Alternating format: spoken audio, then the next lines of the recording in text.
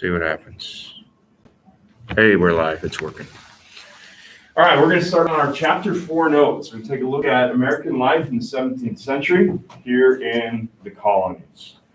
So there's a lot. These slides have a lot of information on them, if you've looked ahead on them at all. Again, we're going to focus on things in bold and things that are underlined. Okay, so a lot of the other stuff is to enhance the story, to try to make the stuff that's underlined or in bold make sense. All right? All right, the unhealthy Chesapeake. Okay? Half the people born in early Virginia and Maryland did not survive past the age of 20. And a lot of this was due to disease, and a lot of it was mosquito-borne diseases. All right, if you've ever been to that region, there is a lot of low, swampy land, in a way kind of similar to Minnesota. And obviously, that's a really ripe breeding ground for mosquitoes. When the first settlers came and settled Jamestown, the natives kind of laughed at them. They're like, why would you pick that spot? It would be the equivalent of if new settlers came in and they decided they're going to make a colony in Pelican Lake. Like, why are you picking a swamp? Go pick some high ground somewhere. But they just picked something that was close to the coast because they needed to be resupplied from England. Does that make sense? Like, they were thinking, how can we get more stuff from England? When the natives were looking at them like, why would you live on that land? It's not very good. It's full of mosquitoes. You should try moving somewhere else. And eventually they will. Throughout the first half of the 17th century, there was a scarcity of women in the Chesapeake, 6 males to every female. The logical explanation for that is, if you're a woman, why would you want to come here? All right, for men, there was a little bit of, hey, I'm a rugged outdoorsman, maybe the exploring type, prospecting type thing. And so really was more attractive to males at the time. Families, and that's the indicator here.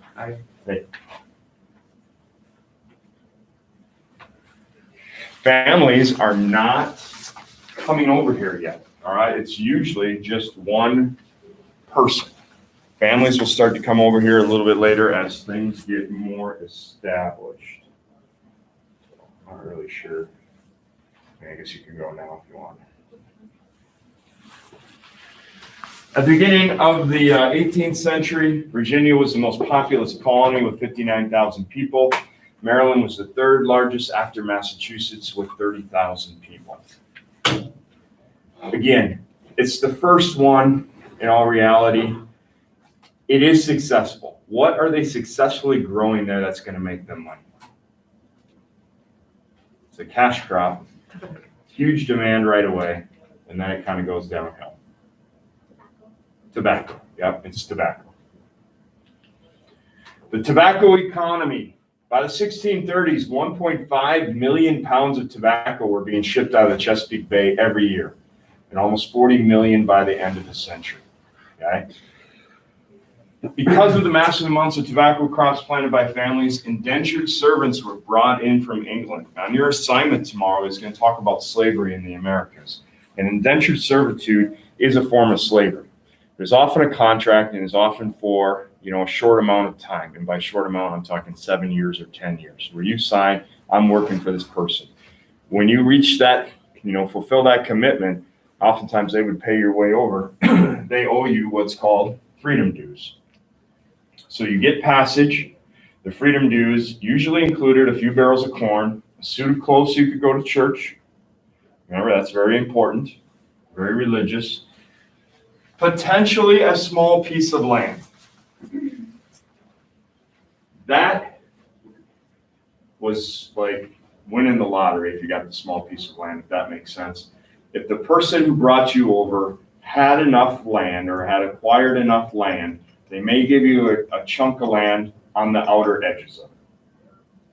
But in many cases, these people are pushed off. Think of them almost like Native Americans.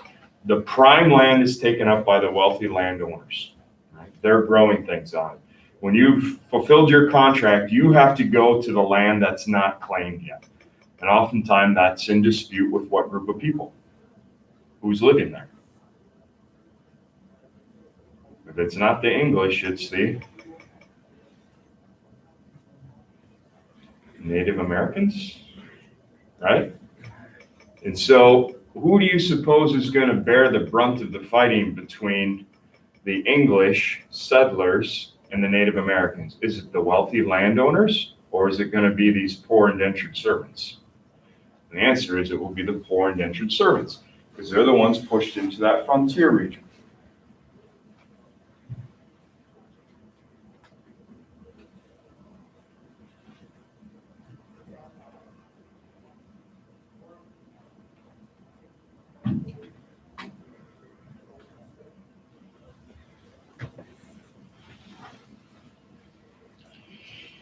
Virginia and Maryland employed something known as the headright system to encourage the importation of servant workers. Under its terms, whoever paid the passage of a laborer received the right to acquire 50 acres of land.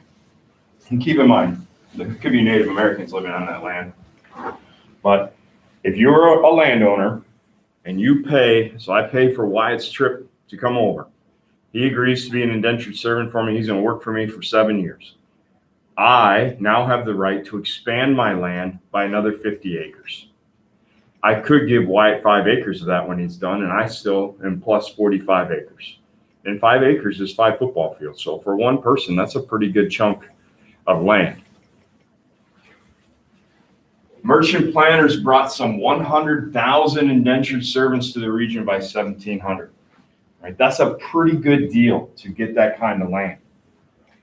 And a lot of these southern plantations that are going to pop up, really, that land is acquired during this time.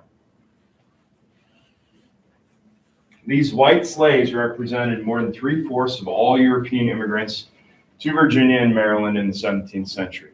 These merchant planters reaped the greatest benefit from the headright system.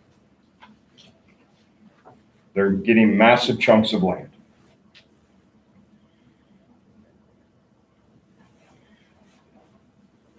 And financially, that's very beneficial for them. Not only do they get the land, they get the workers, and really the cost of all of it is the passage across.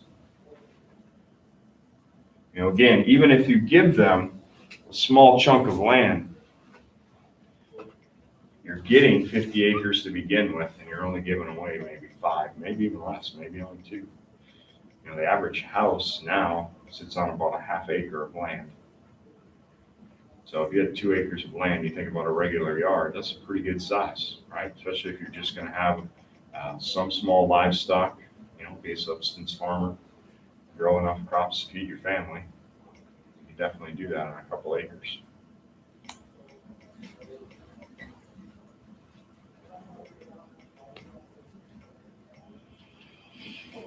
All right, these are advertisements for tobacco. Kind of interesting. This is a big change in early American history. About 1,000 Virginians, led by the 29-year-old planter, Nathaniel Bacon, revolted against the Virginia government. They resented Virginia Governor William Berkeley for his friendly policies towards the Indians. When Berkeley refused to retaliate for a series of savage Indian attacks on frontier settlements, and he did this because he had monopolized the fur trade with the Native Americans. He relied on the fur trade. That was making him a lot of money. He did not want to attack. And it's what I talked about before. Where do these indentured servants go? If the big landowners have all the land and it's stuff that's all developed, these indentured servants have to go to this frontier area. In that frontier area, the Native Americans are there. And more conflicts are arising. And these former indentured servants, they're bearing the brunt of that conflict. And they're asking the Virginia government to protect them. And Berkeley doesn't really care to, because he's making money off of the Native Americans. And as a result, they get mad and they attack. They burn Jamestown down. They torch the Capitol. During the Civil War, Bacon suddenly died from disease. There are some historians that believe he may have been poisoned because it dramatically shifted this revolution without his leadership, or civil war, whatever you want to call it, uprising. And eventually Berkeley takes advantage of this and crushed the uprising, hanging more than 20 rebels. They all stopped. However, and this is the key, this is why this is underlined, Due to the rebellion's intention started by Bacon, planters looked for other less troublesome laborers.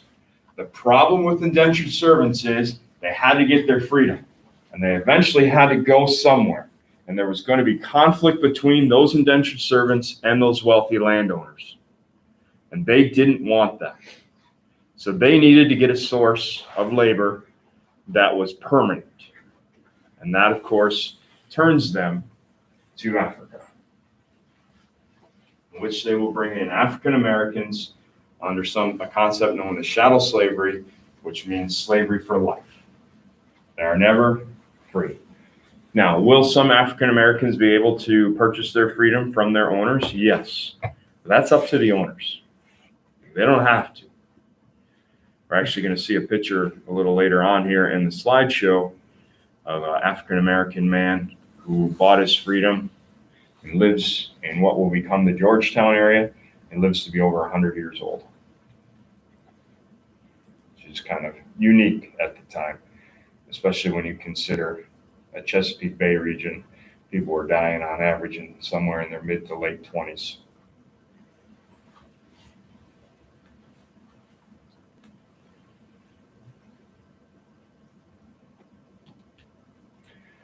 Africans had been brought to Jamestown as early as 1619, but as late as 1670, there were only about 2,000 in Virginia. They made up only about 7% of the total population in the South. In the 1680s, the wages in England rose, therefore decreasing the number of indentured servants, right? Now people are making more money in England. They're not so willing to sell themselves into this form of slavery. Instead, if they want to go, they're buying their own passage or paying their own way. They're coming to acquire their own land and not be, indentured to anybody. By the mid-1680s, black servants outnumbered white servants. So 1670, there's only about 2,000. And we know that roughly 100,000 indentured servants were brought over here. And within about 10 years, there are more African Americans than there are indentured servants. Now, granted, some of the indentured servants are becoming free, so they're no longer indentured servants, but it shows you how quickly and how dramatically things changed. And that change is created by Bacon's Rebellion. And Bacon's Rebellion is a result of tensions that exist between the wealthy and the poor. Okay? So make sure you can make those connections.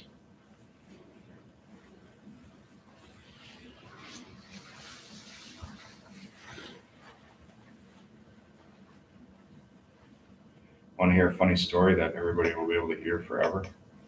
Because it's being recorded live. If I want to, although no one will want to. I finished my workout this morning.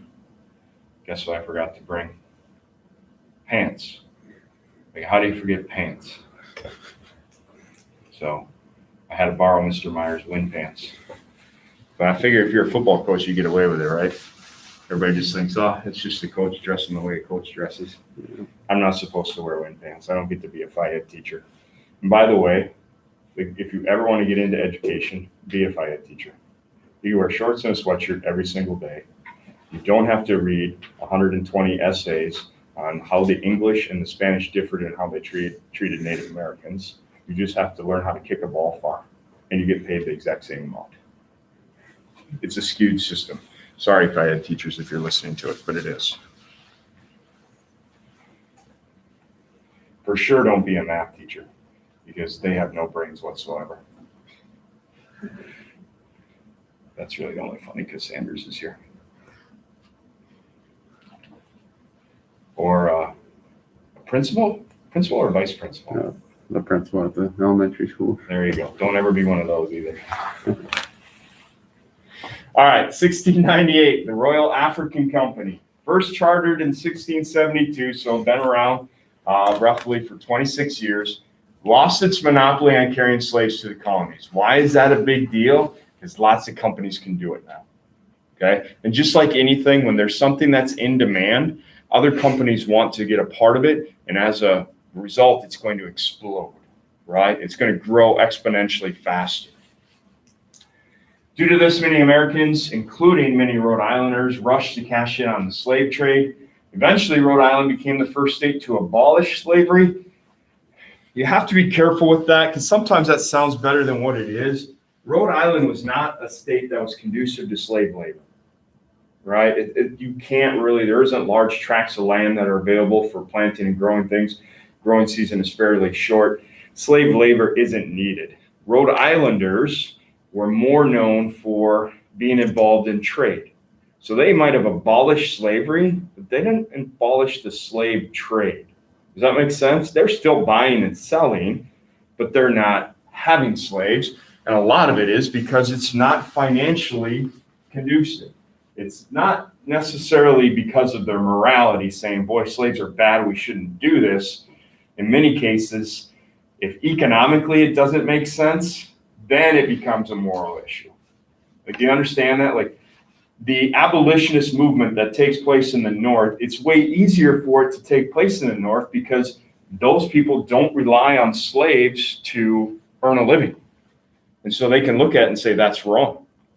In the South, they're constantly going to try to justify why it's not wrong because they need them to make a living.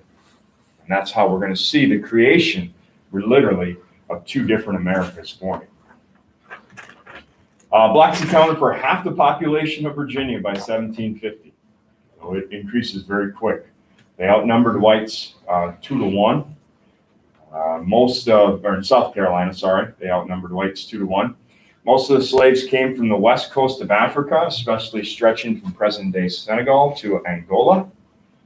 Starting in 1662, Virginia enacted slave codes, very similar to the Barbados slave codes that were established in 1661, which established the legal difference between servants and slaves and made blacks and their children the property of their white masters for life. Okay, that's chattel slavery. Once you're a slave, you're always a slave, and that never changes. That will eliminate any issues that could potentially arise between, wealthy landowners and newly freed servants, like we'll see happen with Daniel Bacon and his followers.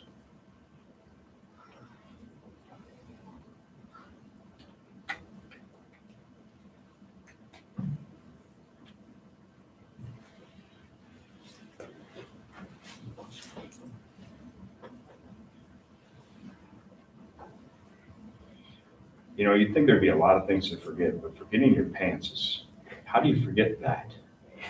It's so bizarre. It was a bad morning. I got up earlier than normal, and I had everything packed, so I thought. I was ready to go, and then I forgot my shoes. I was like walking out to my garage barefoot. Oh, I gotta go get my shoes. My dog was being weird. Then I realized I got my shoes, I forgot my socks, I just had her up there. I forgot my watch. I'm not sure how we're going to tell time at football practice today. To rely on the other coaches who never check the time. We had a lot of problems. Yeah, I couldn't make it this morning. Tough wake up this morning. I don't know why. I woke up, I felt pretty good. I got like 7 hours of sleep, which is a lot. This is an indentured servitude contract, all right? So primary source document, we start to incorporate a few of these because our project that, believe it or not, will take place after this chapter. We are going to have to incorporate 2 primary source documents. Luckily, I got a book from the library, 2 books, because we did a joint activity with the library a few years ago, in which they donated a couple books that are full of primary source documents for this time period, which makes our lives considerably easier. Another one, we tried to read this at one point in time. It's pretty tough. All right, so one thing to point out in this picture here when we start to talk about slavery, it's important to note that most slaves were captured by other Africans, okay? It's the coastal Africans, and keep in mind when we say Africans, that's a continent, but it's these coastal Africans that are going into the interior of Africa have been given to them by Europeans. So they have a technological advantage. So they attack and raid these tribes and then capture them and sell them into slavery. And so, a lot of times people like to rewrite or revision history, and there's this tremendous amount of guilt that takes place because, we had slavery during this time. Africa is just as responsible for this, right? And these are other people attacking other people and so on, and it was the way things were done. Okay, it wasn't out of the norm. It was a commodity, and it's unfortunate that human beings were treated that way, right? And certainly slavery should have ended long before that. But as it starts up, it's really Africans exploiting a resource that they have. As a result, the interior of Africa becomes underdeveloped because of something that historians call a brain drain. You took out, the strongest and healthiest parts of the population. The old and weak, they're not sold into slavery because they don't make it. And so you take the young and healthy. And when you remove that from a large chunk of the population, it basically keeps it from advancing, right? We get a little bit better every year. Technology gets better. People get smarter. Like that didn't happen there. And it really sets, that area of Africa back, hundreds of years, literally. All right, so this is where the trade, you can see where, they're headed. The numbers into North America are still, relatively small, but after a while becomes really just focused on that. And really cotton is a big part of that. As cotton becomes the chief cash crop, it's very labor intensive. And so it takes a lot of people to do it. More and more slaves will come in. And then eventually the slave population itself, is big enough that it becomes sustainable by itself. Slaves marrying other slaves, having children, things like that. So the slave trade itself will start to die off or slow down. Slave ships, and most of you have probably heard the stories, the miserable conditions. It became for these slave traders, how many can you pack in, understanding that some will not survive. What you're trying to do is, how many can you get there alive? So if you can get, 50 of them on a ship and they can comfortably, and they're all going to survive, or you could put 500 on a ship, 50 will die, but 450 will make it. Again, they're not thinking of them like human beings. They're thinking of them like a commodity. And so that becomes more profitable. Does it make sense? Like cram them in there, pack them in there as tight as you can. And the horrific stories of the slave trade, the ships themselves, there's some firsthand accounts of people saying you could smell a slave ship before you could see it on the horizon. They smelled so bad. These are the conditions they're in, right? They don't get up and move around. They're afraid, and there were uprisings. The more you let them move around, the more they're going to try to overtake the crew. And so by the end, they just pack them in and just understand, 50, 75 of them might die, but we're still going to be able to sell enough to turn a profit. And the more we keep them packed in there, the less likely it is that they could have an uprising. Conditions are very crowded. Bathrooms, oftentimes a bucket is lowered down, that becomes the bathroom. Once it's pulled up and drained, it also is how they get their fresh water, lowered down, same bucket. Very inhumane conditions. This is what some of the southern plantations look like. This is rice farming that's taking place. I believe this is in South Carolina. That's where a lot of the rice was. Actually, it's Georgia.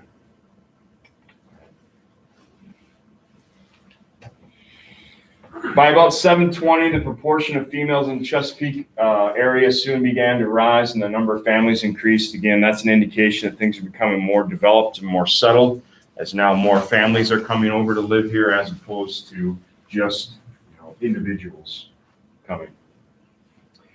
On the Sea Islands off South Carolina's coast, blacks evolved a language called Gula. It blended English with several African languages, including Yoruba, Igbo, and Hausa. Not sure if I pronounced that right. This allowed them to communicate, and the slave traders didn't know what they were saying. So that's why the next thing you see here is revolts. In New York City in 1712, a slave revolt killed 12 whites, caused the execution of 21 blacks. 1739 in South Carolina along the Stono River, A revolt exploded. The rebels tried to march to Spanish Florida. Spain had outlawed slavery. Because of their ability to communicate with each other, they figured out, hey, if you go there, you're free. So tried to get there. They're stopped by a local militia. Some are killed. Most are returned to slavery. These things, this type of information about slavery revolts is often buried by the South, not talked about. Why? Why would Southerners not talk about slave revolts? People get ideas. Say that a little bit louder. They would get ideas, but they could. True, they could technically, other slaves could get ideas. The dirty little secret is Southerners tried to convince themselves and others that slaves didn't mind being slaves. Therefore, if a revolt happens, they literally try to suppress that. That's why there isn't a ton written about it, because people didn't record the information. They didn't want other people to know. Because when you're trying to justify keeping human beings in bondage, you say it like, well, we're providing them a home, we're providing them an opportunity, they don't have to worry about paying their bills, whatever you could think of to try to justify it. And so a lot of times slave revolts were kept secret. They just didn't talk about it very much. But there were several.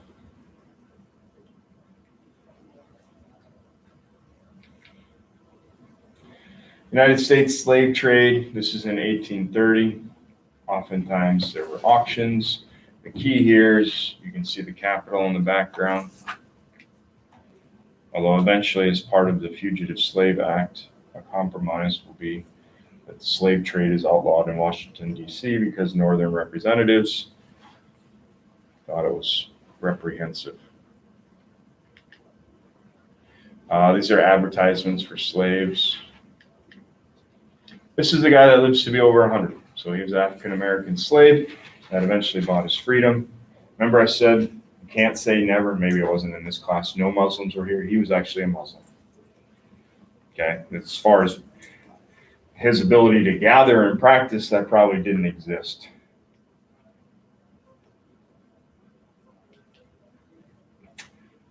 Some of the African-American culture will start to exist here. We're going to see it a little bit more. It kind of blends with the Americas and maybe even some of the natives, and forms its own unique kind of culture, which we'll talk about more as we get into the development of what is the United States. This is South Carolina, one of the busiest ports early on. Charleston, South Carolina, I should say. All right, before the Revolutionary War, 70% of the leaders of Virginia legislature came from established families. Okay? Here is the social scale that exists. This is important to know. As far as whether the definition of them, I think you'll get it. Planters, they're the big ones. They're on top. They own the most property. They control the region's economy. They often monopolize political power. They have more time to be involved in politics. Small farmers, they're the largest social group, but they're also the busiest. Right? They're kind of taking care of their own thing. They're not super involved politically or in things outside of their immediate area. If they had slaves, they would have one or two because that's all they could afford. Landless whites, many were former indentured servants. Some struggled to find work. In some cases, these people will become, tradesmen. Maybe they learned how to, shoe a horse or something like that, or they'll be a blacksmith, something like that. And then on the very bottom is black slaves, which makes sense. What time is this class done today? 55. Oh, never mind, the schedule in front of me. Oh, 55.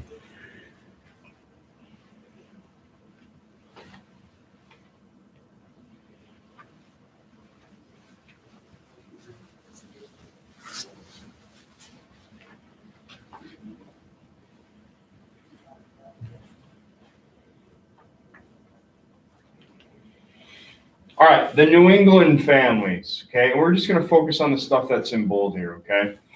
In contrast with the Chesapeake, New Englanders tended to migrate in families. Again, they're coming over here kind of as religious groups. Their low premarital pregnancy rates in contrast with the Chesapeake, again, super religious, right? So, premarital sex is not really going to happen there. Because Southern men frequently died young, leaving widows with small children to support, and this is unique, and that's why I put it in bold. Southern colonies generally allowed married women to retain separate title for their property and gave widows the right to inherit a husband's estate. Okay, so they could, if their husband died, they would own the land. And if they remarried and their husband that they remarried to also owned land, this could become a gigantic chunk of land. Does that make sense? In the North, in New England, it's the exact opposite. The woman had nothing. If a man and a woman are married and they own 10 acres of land, which in the North, probably 10, 15 acres, probably pretty common. The man dies, the land goes to the church. Now the church isn't going to just grab that land and sell it off. The church is generally going to let the woman live there until she finds another husband. If she never does, she stays, she dies. Now their kids don't get it though, because it's the property of the church. Does that make sense? And the church isn't going to just throw people out and say, oh, we want the land. It's not meant to be greed. It was meant to make sure it protected the unity of marriage. Like the woman gave up everything to make sure that men and women didn't split apart. Right? It was one way to try to control marriage or control the unity of marriage. And remember, Puritans are very religious. There aren't very many Puritans in the South. Most of them are Church of England, which remember the Puritans left because they wanted to purify it. And the Church of England will become known as the Anglican Church over here in the United States. Still religious, just a little bit differently. New England women usually gave up their property rights when they married to maintain the unity of marriage, which is what I just said. Contrast to Old New England, or to Old England, the laws of New England made provisions for the property of widows and even extended important protections to women with marriage. One of these important protections, by the way, was that as a husband, you couldn't beat your wife with a stick that was bigger than your thumb, no thicker than your thumb. That, by the way, is how we get the saying, the rule of thumb. You ever heard the rule of thumb? Well, the rule of thumb is, anybody ever heard that saying before? It's getting old. Well, that originates from the fact that if you were a husband, you could beat your wife as long as you used a stick that was no thicker than your thumb, aka the rule of thumb. That was a protection that was afforded to women. So things are definitely different then. Above all, the laws of Puritan New England sought to defend the integrity of marriages. They don't want you splitting up. They don't want that to happen. Divorce is highly unusual. It's a picture of New England family or portrait. Very Puritan, conservative values. They often lived a long time. This lady is unique in the fact that she had 3 husbands, all died naturally, and she lived into her hundreds, 9 children. Life in New England towns. Massachusetts was the front of the colony's attempt to abolish slavery. Again, it's not economically conducive, so it does make it easier for them. New towns were legally chartered by the colonial authorities, and distribution of land was entrusted to proprietors. Every family received several parcels of land. Towns of more than 50 families had to have an elementary school. And again, I told you, upon the creation of our country, we become one of the most literate countries in the world. Education was important to these people. In some cases, education saved their lives. And so they had established things. Public education originates in the New England area.